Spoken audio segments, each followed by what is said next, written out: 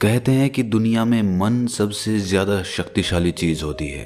अगर किसी चीज को तुम पूरे मन से चाह लो तो तुम उसे हासिल कर सकते हो। ये मैं नहीं कहता, ये सभी महापुरुषों का कहना है। लेकिन अगर ये सत्य है, ये सच है, तो जो हम अपने मन से चाहते हैं वो हमें हासिल क्यों नहीं होता है? भाई, कोई भी इंसान अपने मन में दुख तो नहीं चाहेगा, लेकिन वो रहता तो दुखी है। हर इंसान अपने मन से तो कामयाब होना चाहता है, खूब पैसा कमाना चाहता है, लेकिन फिर भी वो कामयाब नहीं होता। भला ऐसा दुनिया में कौन इंसान होगा जो अपने मन में ये चाहेगा कि मैं नाकामयाब रहूं या मैं पैसा ना कमाऊं? सोचने की बात है। तो इसमें दो चीजें निकल के सामने आती हैं। या तो वो महापुरुष गलत थे जिन्होंने ये बात बोली कि मन से चाही हुई चीज हासिल हो जाती है, या फिर हम गलत हैं। आज की कहानी जो मैं आपको सुनाने वाला हूँ उसमें आपको एक ऐसा मंत्र मिलेगा। उसे समझने के बाद आपको एक ऐसा मंत्र पता चलेगा जिससे आप ये समझ पाएंगे कि अपने मन से कोई भी चीज कैसे करवाई जाती है, मन में किसी भी बात का बीज कैसे बोया जाता है। ये इस कहानी से आपको अच्छी तरह से समझ में आ जाएगा। और इससे आप ये भी समझ पाएंगे कि आकर्षण का नियम, लॉ ऑफ अट्रैक्शन, कैसे काम करता है। कहानी छोटी सी है लेकिन बहुत ही गहरी है।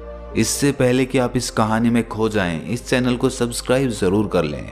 तो चलिए ये कहानी शुरू करते हैं। एक बार की बात है, एक आदमी के जीवन में सिर्फ दुख ही दुख थे। वो जो भी काम करता उस बेचारे का वो काम पूरा ही नहीं होता। घर में आता तो घर में कलेश बना रहता, किसी से कोई मदद मांगता तो कोई उसकी मदद नहीं करता। ऐसा लगता था कि चारों ओर से दुखों का पहाड़ उसी पर टूट पड़ा है। उसे समझ नहीं आ रहा था कि मैं इन दुखों से पार कैसे पाऊं। वो दिन रात यही सोचता रहता कि अपने दुखों से छुटकारा कैसे पाना है। इसी कारण सो भी नहीं पाता था। उसकी आंखों के नीचे बड़े बड़े काले घेरे बन गए थे, जो इस बात का प्रतीक थे कि वो आदमी कितना दुखी है और कितना चिंतित है।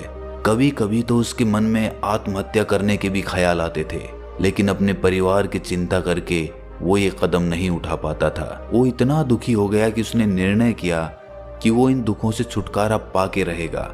इसके लिए चाहे उसे कितनी भी मेहनत करनी पड़े, कुछ भी करना पड़े, चाहे अंगारों पे चलना पड़े, लेकिन इन दुखों से छुटकारा हासिल करके रहेगा। ऐसे ही एक दिन उसने अपने मित्र से पूछा कि मैं अपने जीवन को कैसे सुधारूं।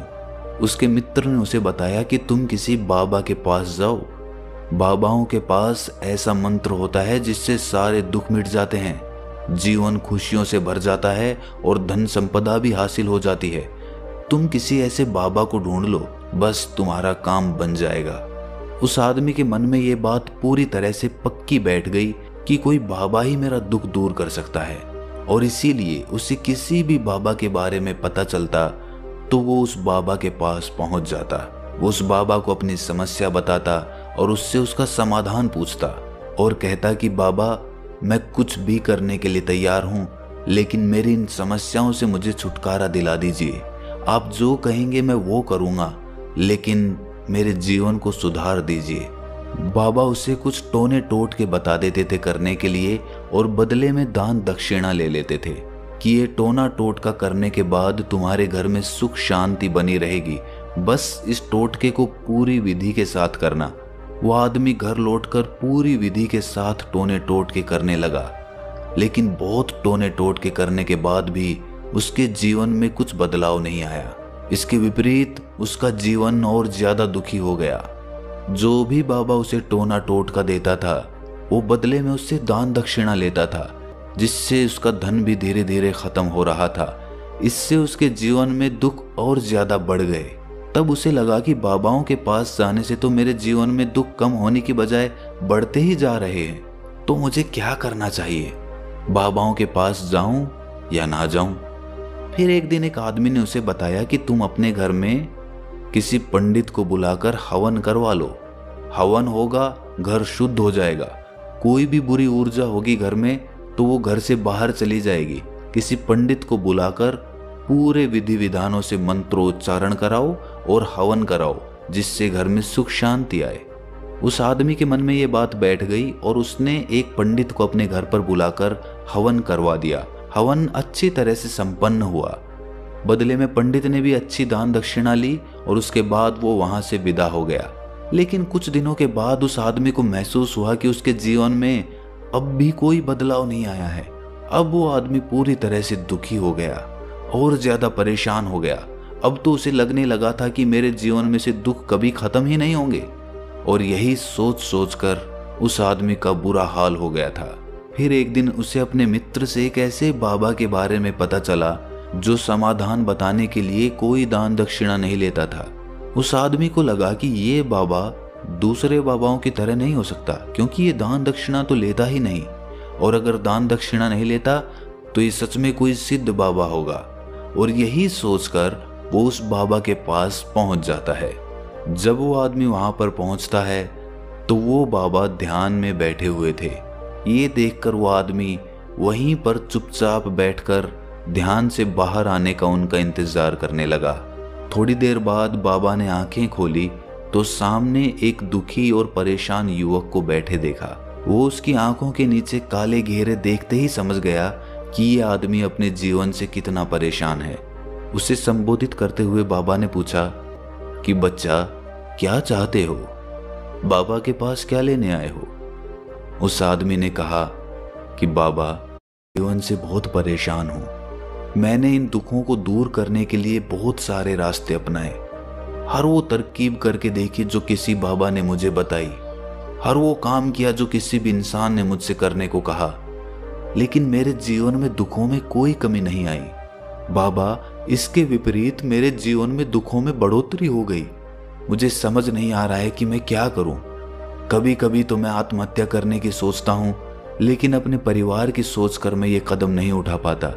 मैंने आपके बारे में बहुत सुना है बाबा, और मैं बहुत उम्मीद के साथ आपके पास आया हूं। कृपया करके मुझे कोई ऐसा मार्ग बताएं जिससे मुझे अपने दुखों से छुटकारा मिल जाए। मैं अपने दुखों से छुटकारा पाने के लिए कुछ भी करने को तैयार हूं। आप मुझे कोई भी रास्ता बताएं, चाहे वो रास्ता कितना भी कठिन क्यों ना हो, मैं उसको पार करके रहूंगा। बाबा ने महसूस किया कि आदमी तो सच में बहुत परेशान है। बाबा ने उसकी बात सुनकर कहा कि बच्चा, दुखों को दूर करने के लिए मंत्र ऐसे ही नहीं मिलते। मंत्र पाने के लिए कुछ करना पड़ता है। तुम कुछ कर सकते हो? ये सुनकर पहले तो उस आदमी ने सोचा कि ये बाबा भी मुझसे दान दक्षिणा ही मांगेंगे, लेकिन और कोई रास्ता ना पाकर उस आदमी ने कहा कि बाबा, आपको जितनी भी दान दक्षिणा चाहिए मैं देने के लिए तैयार हूं, लेकिन आपका मंत्र सच्चा होना चाहिए, वो पूरा होना चाहिए, उसका फल मुझे मिलना चाहिए। उसके बाद मैं आपको जो भी दान दक्षिणा लेना चाहते हो वो दे दूंगा। बाबा ने कहा कि दान दक्षिणा तो बहुत छोटी सी चीज है, मुझे वो नहीं चाहिए। इस पर वो आदमी सोच विचार करके बोला, तो बाबा, मैं अंगारों पे भी चलने के लिए तैयार हूं, आप मुझे बस आज्ञा दीजिए। बाबा ने कहा कि अंगारों पे चलने वाली छोटी चीज मैं तुमसे नहीं कराने वाला। मैं जो तुमसे कराने वाला हूं वो बहुत कठिन मंत्र है, उसे पूरा कर पाओगे? बाबा ने कहा कि बाबा, आप मुझे बताइए तो सही, मुझे करना क्या होगा, मैं कुछ भी करने को तैयार हूं। इस पर बाबा ने उसे कहा कि यहां से जब तुम अपने घर जाओ तो रास्ते में अपने मन में ये दोहराते जाना कि मैं सुखी हूं, मैं सुखी हूं, मैं सुखी हूं। बार बार अपने मन में यही दोहराना, और याद रहे जुबान पर ये नहीं आना चाहिए, ये सिर्फ मन में दोहराना है। ये सुनकर वो आदमी बोला, बाबा, बस इतनी सी बात, ये तो मैं चुटकी बजा के कर लूंगा, लेकिन इससे होगा क्या? बाबा बोले कि इस मंत्र को करके देखो, वैसे भी तुमने इतने बाबाओं के मंत्र किए हैं, तो इस मंत्र को भी करके देख लो। उस आदमी ने सोचा कि बाबा कुछ दान दक्षिणा तो ले नहीं रहे, और छोटा सा मंत्र है, इसे तो मैं कर ही लूंगा। वो बोला, ठीक है बाबा, मैं ये मंत्र जरूर करूंगा। वो आदमी ये कहकर वहां से उठकर चलने लगा, लेकिन जैसे ही वो चलने लगा, पीछे से बाबा ने बोला कि बच्चा, एक बात याद रखना, जब तुम ये मंत्र अपने मन में दोहराओ तो तुम्हारे मन में बंदर के विचार नहीं आने चाहिए, बंदर का ख्याल भी नहीं आना चाहिए, तो ही ये मंत्र सिद्ध होगा। वो आदमी बोला, मुझे तो आज तक बंदर का कोई विचार नहीं आया, तो अब क्यों आएगा? आप चिंता मत करिए बाबा, मैं बस मन में यही दोहराऊंगा कि मैं सुखी हूं, मैं सुखी हूं। इसके अलावा बंदर का कोई विचार मेरे मन में नहीं आएगा। ये कहकर वो आदमी वहां से चल दिया। वो अपने मन में मैं सुखी हूं, मैं सुखी हूं ये दोहराता हुआ थोड़ी दूर ही चला था कि उसके मन में अचानक बंदर का ख्याल आ गया। बंदर का ख्याल एक बार आया और चला भी गया, लेकिन उस आदमी ने सोचा कि आज तक तो मुझे बंदर का कोई विचार नहीं आया, ये आज बंदर का विचार क्यों आ गया। और ऐसे करके उसने उस बंदर के विचार को पकड़ लिया। वो ये भूल गया कि मुझे क्या मंत्र दोहराना है और वो बंदर के बारे में सोचने लगा। जब थोड़ी देर बाद उसे फिर से होश आया तो वो फिर से अपना वही मंत्र दोहराने लगा जो बाबा ने उसे बताया था, मैं सुखी हूं, मैं सुखी हूं। लेकिन अचानक से उसे सामने एक बंदर दिखाई दिया और ये देखकर उसके मन में फिर से बंदर का विचार उठ गया और वो अपने अंदर से इस विचार को बाहर फेंकना चाहता था। वो चाहता था कि मेरे अंदर किसी भी तरह बंदर का विचार ना आए, लेकिन उसे तो सामने बंदर ही दिखाई दे गया। ऐसे ही जद्दोजहद करते करते वो घर पे पहुंचा और घर पे पहुंचने के बाद अपनी पत्नी को कहा कि हे बंदरिया, मुझे खाने में बंदर परोस दो। और जब उसे एहसास हुआ कि उसने क्या बोल दिया तो वो अपने बाल नोचने लगा।